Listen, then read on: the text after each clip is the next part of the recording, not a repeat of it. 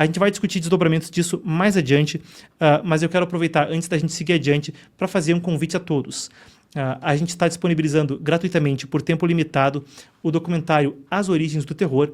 É um documentário que normalmente está disponível só para assinantes, mas está disponível gratuitamente por tempo limitado para todos. É o primeiro link na descrição.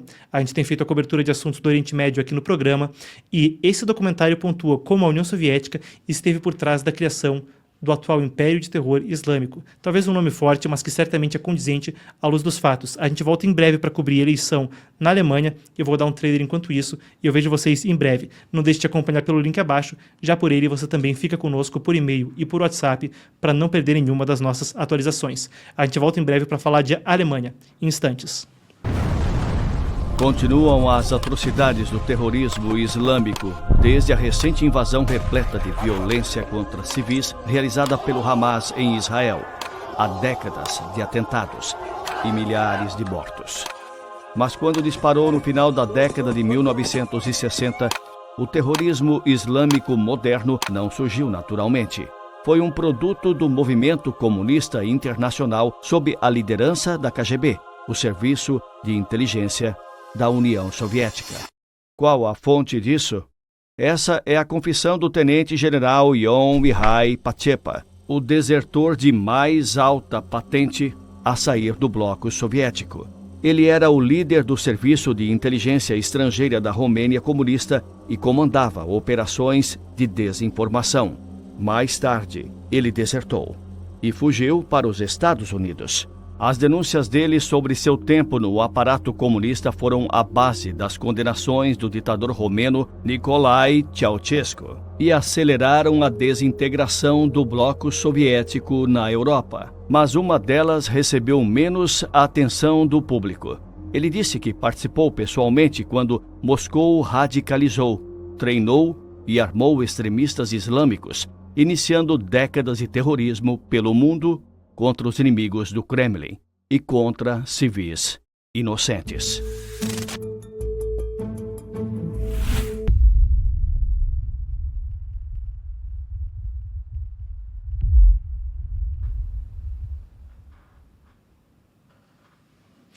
Muito bem, pessoal, você que quiser assistir gratuitamente ao documentário, é o primeiro link aqui embaixo na descrição, também está disponível no chat ao vivo, normalmente disponível só para os nossos assinantes em epochtv.com.br, onde você confere muito mais, agora por tempo limitado disponível gratuitamente para todos. Muito bem, retomando o assunto, vocês veem à tarde abaixo de mim, eleição na Alemanha. Vocês vão lembrar que no final do ano passado houve um voto de não confiança, o chanceler Olaf Scholz antecipou eleições para 23 de fevereiro. A Alemanha é mais um dos países onde há um debate sobre nacional-populismo e o atual establishment político.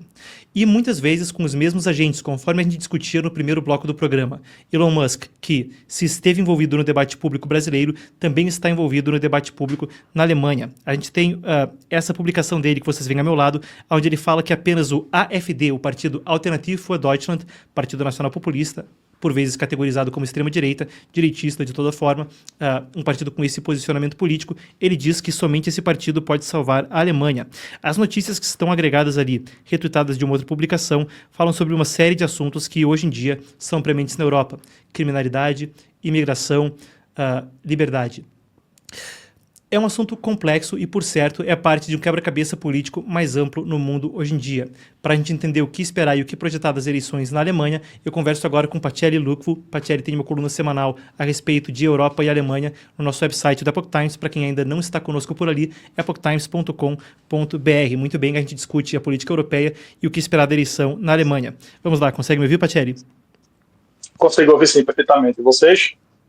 Te escuto bem. Bom, muito bem. Primeiro de tudo, a gente teve incidentes recentes onde Elon Musk se envolveu no debate público na Europa. Não foi só aquela publicação que eu mostrei agora na tela, mas a gente viu ele entrevistando a Alice Weidel, uma das líderes do partido AfD, e mesmo também publicando uma coluna de opinião no Die Welt, um dos principais jornais da Alemanha. Explica pra gente o que ocorre com Musk e as eleições na Alemanha, se isso pode ter algum impacto e o que a gente pode esperar do Alternative for Deutschland, o Alternativo para a Alemanha, nessas eleições. É bem interessante, né? Ultimamente, Musk tem se envolvido em várias, né, no debate público interno de vários países, inclusive na Europa, na Inglaterra, recentemente também, etc. E na Alemanha fica num momento muito interessante, né, porque a gente tem as eleições se aproximando agora, como você falou bem, no dia 23 de fevereiro. A gente vem também de anos aí problemáticos para a Alemanha, tanto em termos econômicos, tanto em termos políticos. Né? A gente tem aí grandes partidos na Alemanha que não conseguem serem vistos como representativos da população, por isso que o AfD vem crescendo tanto, esse partido aí taxado de populista de direita, de extrema-direita, etc., né, que tem várias alas dentro dele. Mas, para dar um panorama geral, né, na política alemã, a gente tem o CDU, partido conhecido como partido de Angela Merkel, que seria o partido de centro-direita. A gente tem o SPD, o Partido Social Democrata, centro-esquerda, digamos assim, cada vez mais indo para a esquerda, inclusive. A gente tem os verdes, e aí fica claro, com a plataforma política. O FDP, né, sinto muito aí, mas a sigla é realmente essa, que seriam os liberais, né, mais semelhantes com a política brasileira, com o Partido Novo, por exemplo, né, apesar de ser bem antigo, né, e a gente tem o AfD, que é um partido que surgiu aí faz pouco tempo, né, faz pouco mais de 10 anos, então não está há tanto tempo no jogo político, mas nesses anos aí vem angariando cada vez uma porcentagem maior do eleitorado. Por exemplo, nas últimas eleições, o partido AfD chegou a ter 10% do eleitorado, né? Pode achar que, não, 10% não é muito, mas para propaganda negativa que o partido sofre é bastante, né? E hoje em dia ele está com cerca de 20%. O interessante dessa frase, dessa fala do Elon Musk, é que os analistas alemães, logo depois que o Musk se pronunciou, disse que o que ele falou não teve efeito nenhum no debate político. Mas, inclusive, eu tenho que corrigir, porque eu comecei a escrever um artigo exatamente sobre isso, dizendo que realmente o impacto da fala de Musk nas primeiras pesquisas eleitorais não teve nada em termos de porcentagem.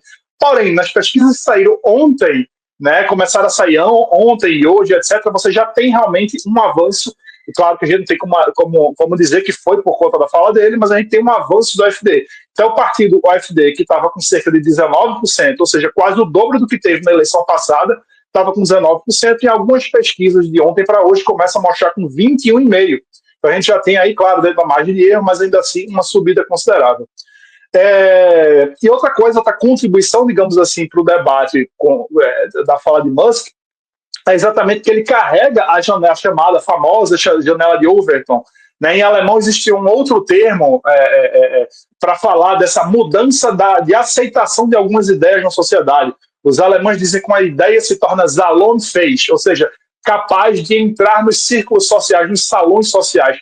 Ideias que antes não eram aceitas de serem discutidas numa mesa entre amigos, numa mesa de reunião de trabalho, etc., mas que agora passam a ser. Então, quando o Musk entra na jogada com milhões e milhões de seguidores, né, uma pessoa extremamente influente, as ideias de Musk, as ideias do AfD, acabam tendo um pouco mais de aceitação dentro do país. Patieri, uma das coisas que eu queria lhe perguntar é que, claro, o sistema alemão funciona a partir do parlamentarismo, então não é como uma eleição presidencial seria nos Estados Unidos ou no Brasil, onde um candidato precisa...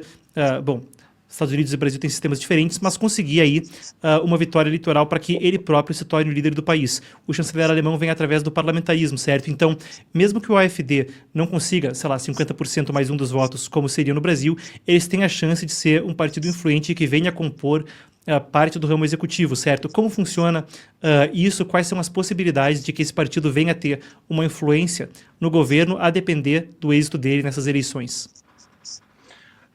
Eu diria, né, arrisco dizer, né, com certo grau de certeza, de que é praticamente nula a chance do AfD entrar no governo nessa eleição e talvez até na próxima mesmo, porque existe uma coisa que os alemães cunharam de Brandmauer, né, seria o muro de fogo, né, muralha de fogo, que seria um muro de incêndio, digamos assim, de contenção de incêndio, que seria para impedir com que o AfD tome parte em qualquer governo. Isso aconteceu no ano passado, quando o AfD ganhou várias eleições estaduais na Alemanha, né, ganhou a eleição de Thüringen, no estado de Thüringen, ganhou altíssima votação na Saxônia, em Brandenburgo, em vários estados, principalmente estados do leste, onde eles são mais fortes, né, mas existe um acordo entre todos os partidos de não governar com o AfD. Então ele fica sempre completamente excluído. A diferença dessa vez são duas. A primeira é que a gente tem o que aconteceu na Áustria recentemente, né? Isso pode ficar para outro programa, falar uma grande mudança, porque essa muralha de contenção de incêndio ela foi derrubada recentemente na Áustria, quando o partido análogo ao AfD, né, foi chamado para formar um governo. Então é possível que a gente tenha um governo sendo um governo na Áustria formado pelo partido análogo ao AfD. né, o FPÖ, ou com trema, né, como em alemão. E a segunda diferença, dessa vez, é que agora está extremamente difícil a formação de um governo sem o AfD. É possível, sim, perfeitamente possível, mas é muito difícil pelo seguinte, tá?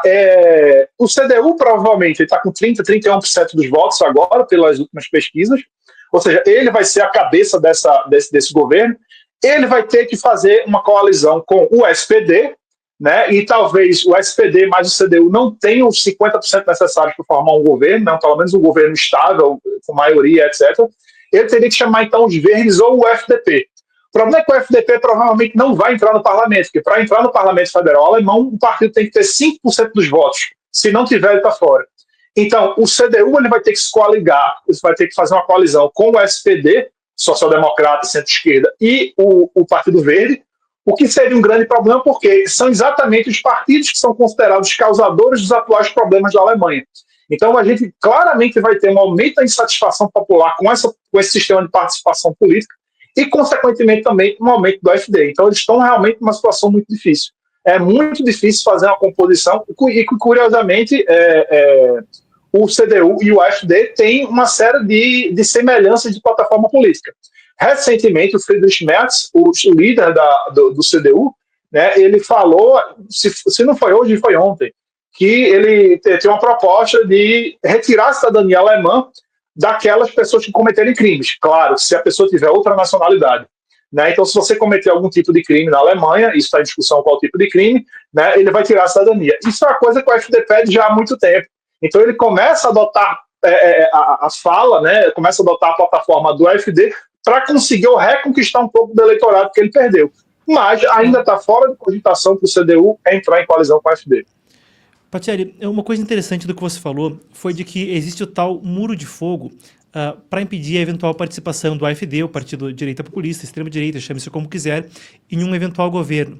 No entanto, é um partido que, em especial, com a ascensão de ideias semelhantes internacionalmente nas redes sociais e etc., e como a gente viu também nas eleições locais, parece ganhar mais e mais representatividade. E um dos assuntos interessantes que a gente estava discutindo e que você deve abordar na tua próxima coluna é precisamente que existe um custo político de ignorar também a vontade popular, de ter um governo ilegítimo, no sentido de que não reflete a vontade da população em sua maioria, ou que negligencia aspectos da vontade da população. A gente viu isso mesmo na popularidade que Donald Trump teve durante a campanha eleitoral, conforme ele buscava condensar uma parte do público que não se via representada na política. Então, traz uma análise para a gente, traz um panorama. Pode ocorrer uma situação onde uma parte muito grande do público não se sinta representada pelo governo, no caso de o AfD ser barrado do ramo executivo. Que tipo de situação a gente pode ver nesse sentido? Olha só, já existe uma movimentação não desprezível no parlamento alemão e na sociedade civil alemã, digamos assim, para uma simples proibição do AfD. Né? Existe realmente essa movimentação para simplesmente proibir o partido.